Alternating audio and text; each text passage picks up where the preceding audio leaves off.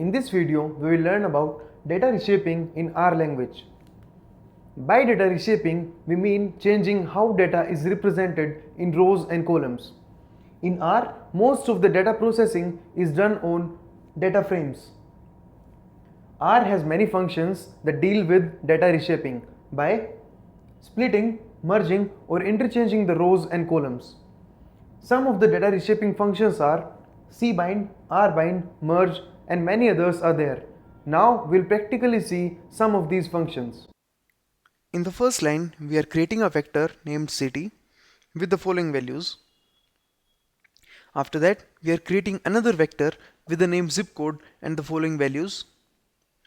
Now we will combine the above two vectors into a single data frame using cbind function. The name of this data frame will be old addresses and the values will be city and zip code.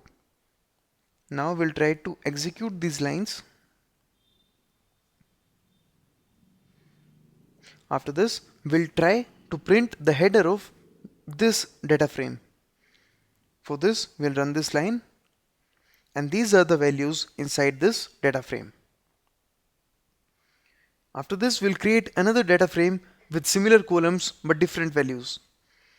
The name of this data frame will be new address, and this will be created using data frame function, and the values inside this will be city equals to a vector of cities and zip code equals to a vector of zip code. We'll execute these lines. After this, we'll print the new addresses, and these are the values inside the new addresses. Now we'll combine the rows from both the data frames using rbind function, and this will be stored inside a new data frame that is total addresses. When we run this line, and after this, we'll print the total addresses data frame, and this will have the values from previous and old data frame.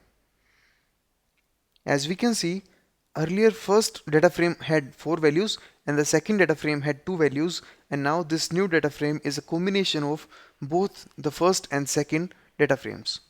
This is all we will do with data reshaping. Thank you.